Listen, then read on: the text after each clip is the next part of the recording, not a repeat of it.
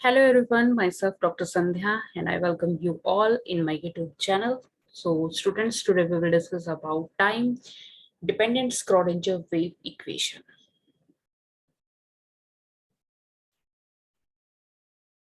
तो स्टूडेंट जैसे ही हमने भी बताया कि जो आज का हमारा टॉपिक है वो है time dependent Schrodinger wave equation. तो सबसे पहले हमें पता होना चाहिए कि स्क्रोडिंगर वेव इक्वेशन एक्चुअल में है क्या, किन पार्टिकल्स के लिए रिक्वायरमेंट होती है, और अगर हमें रिक्वायरमेंट है इस इक्वेशन की तो उसका फिर आगे बेनिफिट क्या होगा। ठीक है, this is a differential equation solution of which describe the behavior of the particle like the electron, proton, etc. at a certain time t। ठीक है, तो एक तरह से एक्चुअल में है क्या, ये एक डिफरेंशियल इक्वेशन है जिसका सॉल्यूशन जो है हमें एक तरह से कंप्लीट इंफॉर्मेशन देता है किसकी, कोई भी पार्टिकल जो हमारे पास है, जैसे इलेक्ट्रॉन हो गया, प्रोटॉन हो गया। और ऑब्वियसली बात है, जैसे अभी हमने कहा कि मतलब टाइम डिपेंडेंट है तो उसमें हम किसी न किसी टाइम के ऊपर उस चीज को ऑब्जर्व कर रही है। ठीक है, तो वो टाइम क्या है, हमने अज्यूम किया है टी है।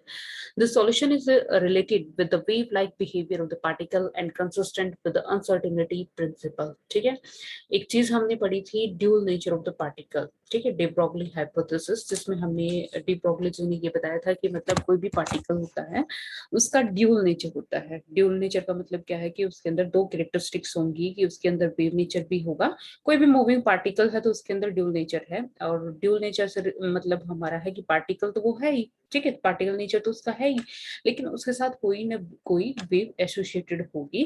जिसका मतलब क्या हुआ कि at that time this particle have the both nature, particle nature and wave nature. ठीक है, और साथ में क्या कहा इन्होंने कि अनसर्टेनिटी प्रिंसिपल भी फॉलो करेगा। तो अनसर्टेनिटी प्रिंसिपल क्या होता है कि किसी भी पार्टिकल के लिए हम बात कर रही हैं तो किसी एक टाइम के ऊपर हम पोजीशन और उसका जो मोमेंटम होता है वो साइमल्टेनियसली मेजर नहीं कर सकते, एंड अगर मेजर भी कर रही है तो वो एक्यूरेटली मेजर नहीं होगा, उसके अंदर कुछ ना कुछ कमी होगी। ठीक है, हम एक्यूरेट मेजरमेंट है वो मतलब आपके पोजीशन कोऑर्डिनेट और जो मोमेंटम कोऑर्डिनेट है उसकी नहीं कर सकते, उसके अंदर कुछ ना कुछ अनसर्टेनिटी रहेगी। ठीक है, तो ये अनसर्टेनिटी प्रिंसिपल था।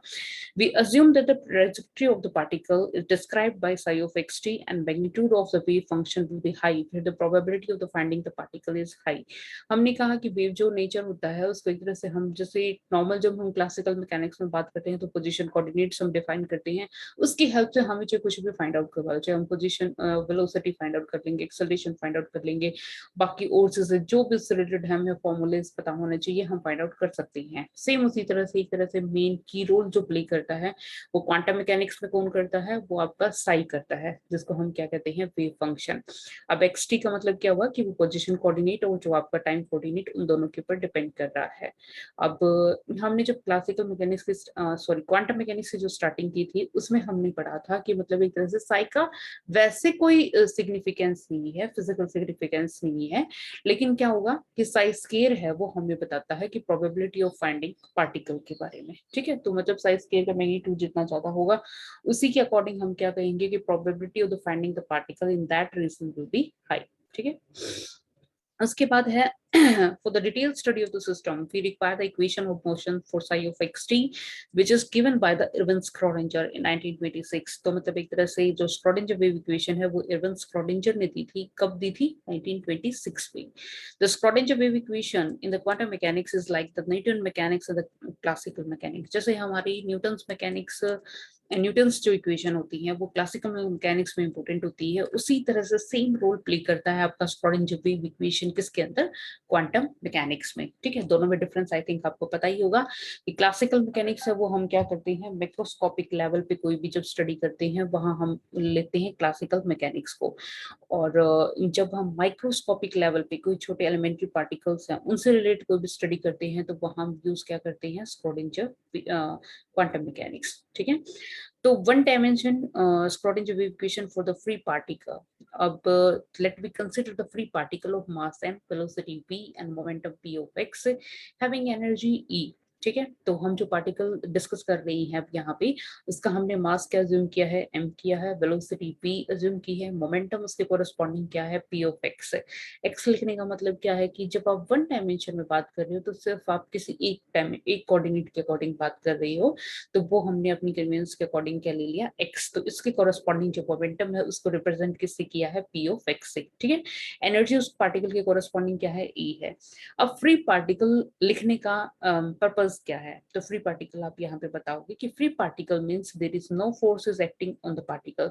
पार्टिकल के ऊपर कोई भी फोर्स नहीं लग रही, इसको इसलिए हमने उसको क्या कहा है, फ्री पार्टिकल। मतलब एक्सटर्नली आप कोई भी फोर्स उसके ऊपर नहीं लगा रहे, इसलिए जो पार्टिकल उसकी खुद की जो एनर्जी है उसकी वजह से ही मूवमेंट होगी, और इस टाइप के पार्टिकल को आप क्या कहोगे, फ्री पार्टिकल। ठीक है।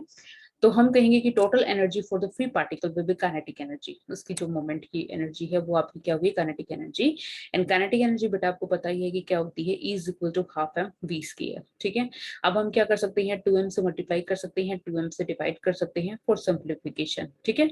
तो 1 डिवाइडेड बाई 2m आपका एज इट इज रह जाएगा, और एम वी है वो अपना क्या होता है, मोमेंटम होता है। मास इंटू वेलोसिटी हमें क्या देता है, मोमेंटम। हम किसी एक डायमेंशन के अकॉर्डिंग कर रहे हैं, तो अभी जैसे बताया था हम क्या लिखेंगे, पी ऑफ एक्स स्क्वायर। ठीक है। P of x square and divided by आपका क्या होगा, 2m। और इस इक्वेशन को हमने क्या कर दिया, first equation. As the moving particle is associated with the wavelength lambda and the frequency mu, then the momentum energy will be. अब आपका क्या होता है कि ये जो रिलेशन है क्वांटम मैकेनिक्स में बहुत यूज करते हो आप, कि P of x is equal to h cross k. अब इसका पर्पस क्या हुआ और ये आया कहाँ से, तो आपको ध्यान है, जैसे ये आपका हो गया आप लिखते हो डी ब्रोगली हाइपोथेसिस, जैसे मैथमेटिकली अगर हम बात करते हैं तो क्या होता है कि momentum is equal to h divided by lambda. ठीक है। कि वेवलेंथ एंड मोमेंटम एक तरह से इनवर्सली प्रोपोर्शनल होते हैं। ठीक है। तो आप क्या लिखोगे, 2 पाई से इसको मल्टीप्लाई कर सकते हो, ये यहाँ पे अगर हम H divided by two h divided by lambda लिखते हैं, 2 पाई से मल्टीप्लाई करोगे, 2 पाई से डिवाइड करोगे, तो h डिवाइडेड बाई 2 पाई हमें क्या देगा, h क्रॉस या h कट कह सकते हो आप, एंड 2 पाई बाय लैम्डा हमें क्या देगा, k। तो ये रिलेशन आपने वहां से फाइंड आउट किया है। सेम इसी तरह से जैसे आइंस्टीन रिलेशन होता है, is equal to h mu, तो आप 2 पाई से मल्टीप्लाई कर दो, 2 पाई से डिवाइड कर दोगे, तो 2 पाई म्यू आपको ओमेगा दे देगा, एंड h डिवाइडेड बाई 2 पाई है वो आपको क्या देगा, h क्रॉस। तो ये दोनों रिलेशन आपके वहां से आए हैं। अब हम इक्वेशन फर्स्ट है, इस इक्वेशन फर्स्ट है उसके अकॉर्डिंग हम क्या लिख सकते हैं, E is equal to p square divided by 2m। P की value h cross k put करोगे, E की वैल्यू आपके h क्रॉस ओमेगा, तो इसने क्या कहा, ओमेगा की वैल्यू यहाँ पे आ जाएगी h cross k square divided by 2m। ठीक है। तो ऊपर दोनों जो रिलेशन है इनको यूज किया हमने इक्वेशन फर्स्ट में, और हमने कंक्लूड किया है कि omega in terms of k। ठीक है। The wave function for the localized free particle can be expressed as the wave packet and can be expressed as a, मतलब एक तरह से लोकलाइज्ड पार्टिकल के लिए, फ्री पार्टिकल के लिए अगर हम वेव फंक्शन डिफाइन करते हैं तो आप कहोगे कि रिप्रेजेंटेशन किस तरह से होगी, psi of x T is equal to 1 divided by 2 pi and minus infinity to infinity A K exponential iota K X minus, अब ओमेगा टी आता है यहाँ पे, तो ओमेगा टी की वैल्यू जो इक्वेशन सेकंड है वहां से आप पुट करोगे कि h cross k square divided by 2m and t, इन साथ में आप कह ले रही हो स्पेस डी के। ठीक है। ये आपकी इक्वेशन नंबर थर्ड होगी। अब इस इक्वेशन को बेटा आपने करना क्या है, आप डिफरेंशिएशन करोगे इसका with respect to time and with respect to space. तो हमने सबसे पहले क्या किया है, टाइम के रिस्पेक्ट में हम इसको डिफरेंशिएट कर रही हैं। डिफरेंशिएट करोगे तो आप क्या क्या लिखा, आप कर ली साई बी, कर ली टी, सारी चीजें एज इट इज रह जाएगी, 1 divided by 2 pi minus infinity to infinity A K. अब एक्सपोनेंशियल में जब भी कोई चीज होती है उसका आप डिफरेंशिएशन करते हो तो वो एक्सपोनेंशियल के साथ वो टर्म एज इट इज आती है। फिर उसके बाद हम डिफरेंशिएशन करते हैं कि ऊपर जो पावर में जो टर्म होती है उसका डिफरेंशिएशन करते हैं। अब टाइम डिपेंडेंट पोर्शन ये तो है नहीं के एक्स, तो ये एक तरह से कांस्टेंट की तरह से ट्रीट होगा आपका, साथ में क्या आ जाएगा माइनस, और इधर आइटा है तो आइटा भी लिखा जाएगा, और h क्रॉस के स्क्वायर डिवाइडेड बाय 2m उसकी एक तरह से कांस्टेंट ट्रीट होगा। t के रिस्पेक्ट में डिफरेंशिएशन करोगे तो t क्या हो जाएगा आपका 1 हो जाएगा। ठीक है। तो इसने क्या किया कि जो जो के स्क्वायर था, ठीक है, के स्क्वायर हमने क्या लिख दिया यहाँ पे, क्योंकि आप जो वेरिएशन ले रहे हो वो के की रिस्पेक्ट में ही ले रहे हो। ठीक है। और बाकी सारी चीजें जो कांस्टेंट थी वो हमने क्या लिख दिया, यहाँ ब्रैकेट में लिख दी और हमने इसको फाइनल फॉर्म में रख दिया। अब इस इक्वेशन को हमने मल्टीप्लाई किसके साथ किया है, आइटा एच क्रॉस। अब आइटा एच क्रॉस के साथ मल्टीप्लाई करोगे तो ये क्या हो जाएगा बेटा, आपका आइटा स्केयर आपका क्या होता है -1, -1 यहाँ पे है तो आपके पास क्या बचेगा 1 divided by 2m, H cross square divided by 2m, बाकी सारी चीजें एज इट इज, जो ऊपर वाला है वो यहाँ पे एज इट इज आ जाएगा। ये इक्वेशन अपनी क्या होगी, फोर्थ इक्वेशन होगी। अब हमें क्या करना है, जो इक्वेशन पीछे जो हमने स्टार्टिंग में ली थी उसका आप डिफरेंशिएशन लेंगे हम किसके रिस्पेक्ट में, पोजीशन कोऑर्डिनेट के रिस्पेक्ट में, और पोजीशन कोऑर्डिनेट हमने क्या लिया है, एक्स लिया है, ठीक है। तो इन्होंने क्या कहा कि हम डिफरेंशिएशन ले रहे हैं, ट्वाइस डिफरेंशिएशन ले रहे हैं। ट्वाइस का मतलब क्या हुआ कि आप 2 बार डिफरेंशिएशन लोगे इसका। आपने क्या क्या कर ली, स्केयर कर ली ऑफ एक्स स्केयर। अब 2 बार डिफरेंशिएशन लेने का पर्पस क्या है कि हम वही एक तरह से दोनों में एक तरह से रिलेशन फाइंड आउट करना चाहते हैं। तो हमने क्या किया कि 2 बार डिफरेंशिएशन दिया है तो क्या आ गया, -1 divided by 2 pi minus infinity infinity. अब यहाँ पे जो डिफरेंशिएशन लोगे आपका क्या आ जाएगा, आइटा एंड के आ जाएगा, एक्स के रिस्पेक्ट में डिफरेंशिएशन एज इट इज रहेगा, ठीक है। तो इसके बाद फिर आपका क्या होगा, ये आपका के स्केयर हो गया, और हाँ, एक बार डिफरेंशिएशन करोगे के आपको मिलेगा, दोबारा डिफरेंशिएशन करोगे आपका क्या हो जाएगा, दोबारा के मिलेगा आपको, ठीक है। तो इसने क्या कहा कि fourth equation and fifth equation अगर हम दोनों को कंपेयर करते हैं तो मोस्ट ऑफ जो मतलब एक तरह से रिलेशन है वो नियर अबाउट सेम है, ठीक है। तो यहाँ आपने जो देखा है आइटा एच क्रॉस एंड करली साई पे करली टी, ये हमने एज इट इज रखा।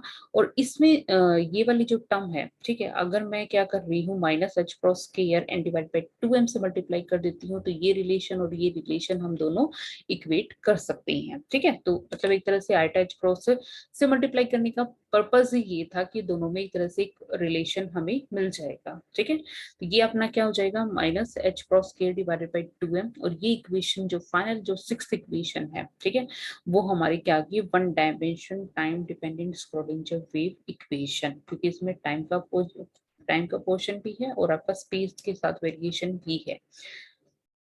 तो ये क्या होगा, time dependent Schrodinger wave equation. करना क्या है, सिंपली आपको पता होना चाहिए एनर्जी का रिलेशन मोमेंटम के साथ क्या होता है।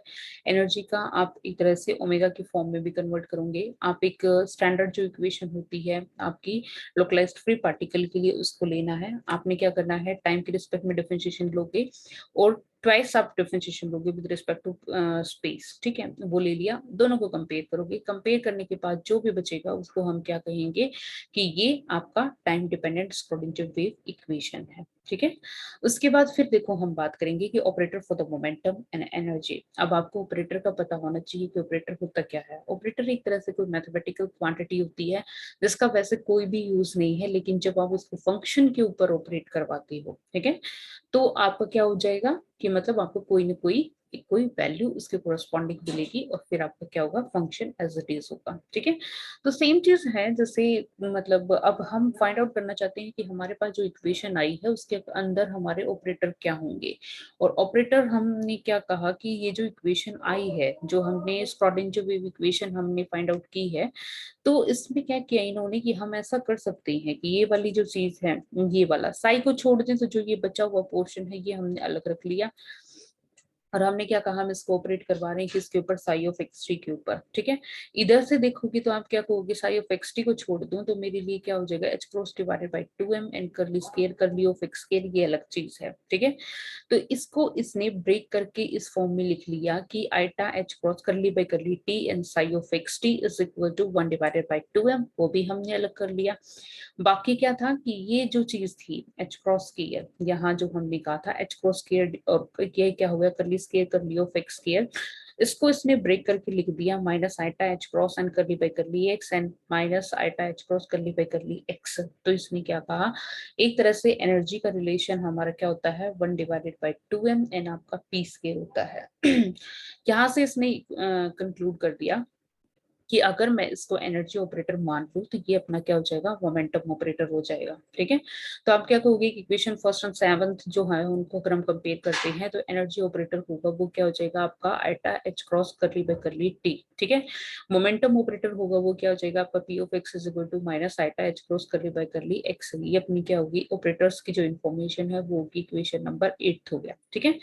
Extension to three dimension. इससे पहले एक बार बता देती हूँ मैं, अगर आपको कोई एनर्जी फाइंड आउट करने के लिए कह रहा है कि भाई एनर्जी ऑपरेटर है, ऑपरेट करवा रहा हो, कोई भी वेव फंक्शन उसने दे दिया, तो सिंपली बेटा आपको करना क्या है, आप सिंपली ये वाला है यहाँ पे ई साई लिखोगे is equal to I H cross लिखना है आपने, एंड कर्ली बाय टी, और यहाँ पे साई जो भी वेव फंक्शन वो आपको दे रहा है इन टर्म ऑफ एक्सपोनेंशियल या किसी भी फॉर्म में, तो आपको क्या करना है, सिंपल उसका टाइम के रिस्पेक्ट में आप डेरिवेटिव लोगे और आई टैच क्रॉस से आपने उसको क्या करना है, मल्टीप्लाई करना है। सेम उसी तरह से मोमेंटम में आपको स्पेस कोऑर्डिनेट के रिस्पेक्ट में आपने उसको क्या करना है, डिफरेंशिएट करना है। लेकिन बस ये ध्यान रखना कि एनर्जी ऑपरेटर होता है उसमें कोई नेगेटिव साइन नहीं होता, लेकिन जो मोमेंटम ऑपरेटर होता है उसमें आपका एक नेगेटिव साइन भी होता है, तो वो नेगेटिव साइन आप यूज करोगे साथ में, बाकी कोई भी दिक्कत नहीं है, ठीक है। Extension to the three dimension we replace k by the way factor, ठीक है, तो क्योंकि उसमें तीनों, आप एक डायरेक्शन की बात कर रहे हो, तीनों आएंगे आपके आई जे एन के, तो उसके बाद आप कहोगे कि P is equal to h cross k, E is equal to h cross omega, ये अपना क्या होता है, डी ब्रोगली रिलेशन, और ये अपना क्या है, आइंस्टीन रिलेशन। यहाँ पे जहाँ पे भी आप simple momentum operator momentum use कर रहे थे, अब आप क्या लिखोगे, वेक्टर यूज कर लोगे, सेम उसी तरह से के साथ है। अब आपका क्या हो जाएगा, उसमें एक्स कोऑर्डिनेट भी होगा, वाई कोऑर्डिनेट भी होगा, और आपका जेड कोऑर्डिनेट भी होगा, सेम उसी तरह से मोमेंटम के लिए। Now the wave function can be written as, अब जो वेव फंक्शन है उसमें एक और चीज आप मॉडिफाई कर लेना कि मतलब कोई भी कांस्टेंट हो सकता है यहाँ पे, उसके बाद ई रेस टू पावर एटा, जैसे हमने पहले क्या लिखा था, के डॉट एक्स अब आप क्या लिखोगे यहाँ पे, की डॉट आर, ठीक है, क्योंकि आप स्पेस में बात कर रहे हो, आप तीनों कोऑर्डिनेट को इन्वॉल्व करके चल रहे हो। उसके बाद इसने क्या कहा कि मतलब psi of r t is equal to 1 divided by 2 by h cross, and ये आपका क्या हो जाएगा, 3/2 AP exponential iota h cross p dot r e t, और साथ में क्या हो जाएगा, d cube and p. D cube p है वो आपका क्या होगा, एक तरह से वॉल्यूम एलिमेंट है, ठीक है, किसका, मोमेंटम स्पेस का, तो आप लिख सकते हो कि डी क्यूब पी से हमारा मतलब क्या है, d p x, d p y and d p z हो गया। अब वन डायमेंशन जो इक्वेशन थी, ठीक है, तो उसको आप मतलब थ्री डायमेंशन में किस तरह से लिखोगे, आपने यहाँ पे क्या लिखा था, iota h cross and curly by curly x, curly by curly t and psi. अब आपने यहाँ पे क्या लिखा था, minus h cross square divided by 2m and curly square and curly of x square, ठीक है। वो किस में था बेटा, जब आप सिंपली एक कोऑर्डिनेट के लॉन्ग बात कर रहे थे, अब हम किस में बात कर रहे हैं, तीनों कोऑर्डिनेट में, तो तीनों कोऑर्डिनेट के कोरस्पॉन्डिंग स्पेशल वेरिएशन होगा और उसका डबल डेरिवेटिव होगा।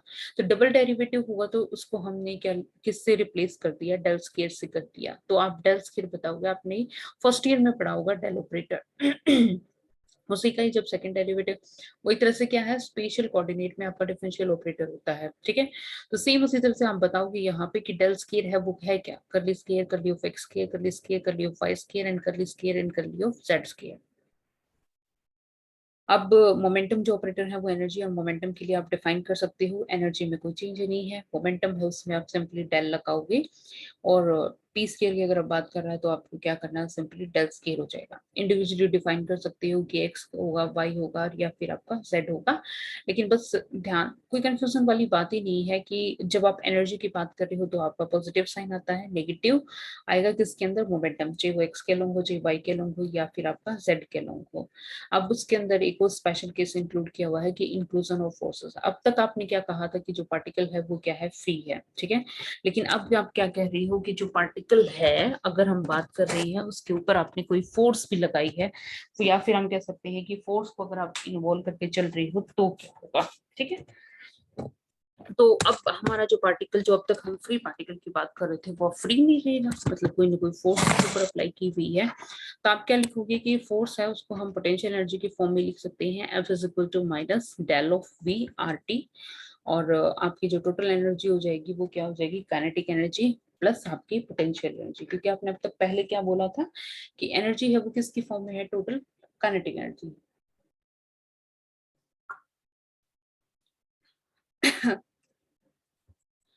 If you multiply this equation with the psi, then we can act as the operator on the psi. अब जो ऑपरेटर है वो भी चेंज हो जाएगा, आपका काइनेटिक एनर्जी के कोरस्पॉन्डिंग और आपका पोटेंशियल एनर्जी के कोरस्पॉन्डिंग हो जाएगा, ठीक है।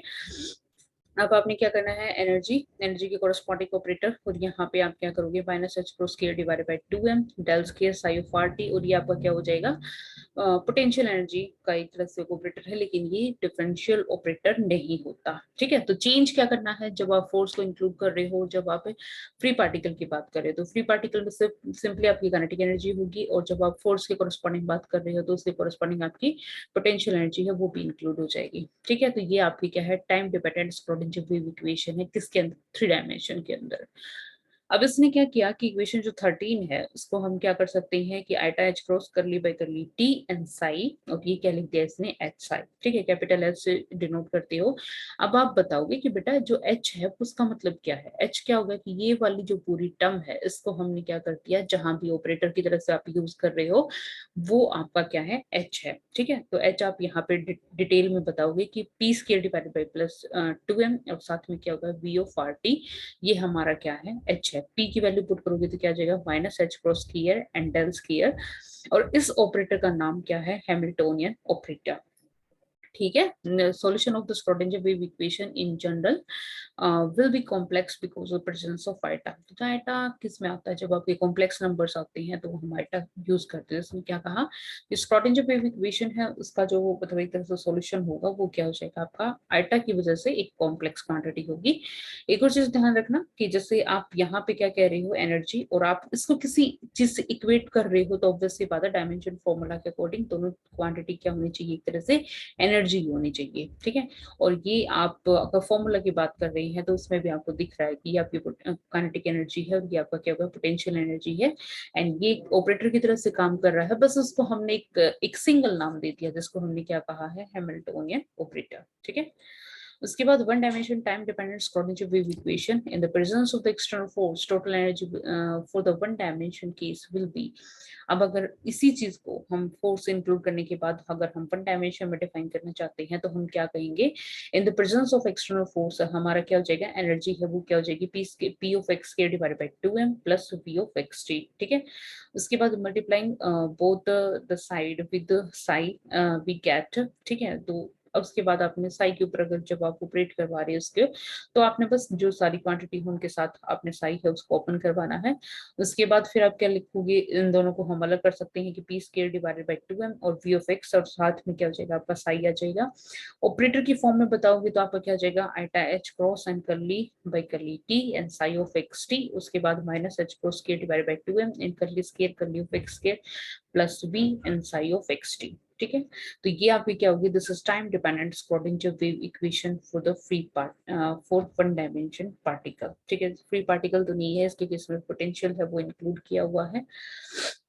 तो सिंपली आप एक शुरुआत करोगे किससे, वेव फंक्शन से। वेव फंक्शन से शुरुआत करने के बाद आपको करना क्या है, टाइम के रिस्पेक्ट में उसको क्या करोगे, डिफरेंशिएट करोगे।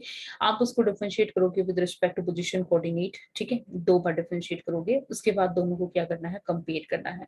जब आप यहाँ तक बात आती है किसकी, फ्री पार्टिकल की वन डायमेंशन के अंदर। थ्री डायमेंशन में बेटा क्या कर रहा है, सिंपली जो डिफरेंशियल ऑपरेटर आप ले रहे थे उसको अब आपने डल से रिप्लेस कर देना है, क्योंकि अब आप तीनों कोऑर्डिनेट है उनको इन्वॉल्व करके चलोगे। आपका एक्स कोऑर्डिनेट भी होगा, वाई भी होगा, और आपका जेड कोऑर्डिनेट भी होगा। ठीक है, जब फोर्स को इंक्लूड उसके कॉरस्पॉन्डिंग आपने क्या करना है, डिफरेंट डिफरेंट ऑपरेटर बता देने हैं। ठीक है, एक आपका एनर्जी का ऑपरेटर हो जाएगा और एक आपका क्या होगा, मोमेंटम ऑपरेटर हो जाएगा।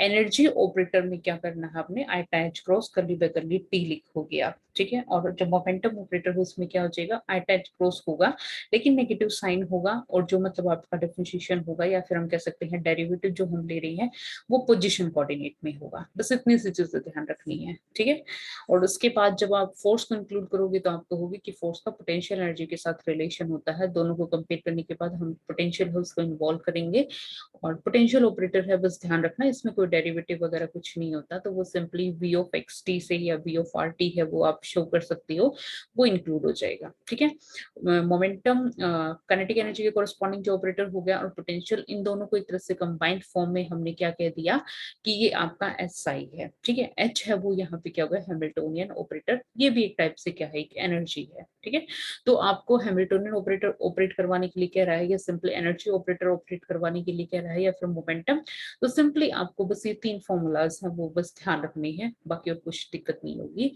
तो बस ये आपका था time dependent Schrodinger wave equation one dimension के लिए।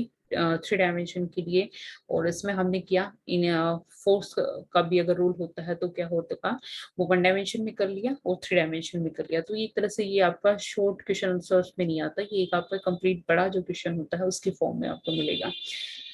तो आई जस्ट होप आपके लिए वीडियो है हेल्पफुल रही होगी, आपको कुछ समझ में आया होगा। और वीडियो अगर अच्छी लगी तो लाइक करिए, अपने फ्रेंड्स के साथ शेयर करिए। और जो मेन जो चीज़ है वो बस इतनी सी है कि बस आपको पढ़ते रहना है और आगे बढ़ते रहना है, और बस इंडिया की प्रोग्रेस में अपना कंट्रीब्यूशन देना है। Thank you.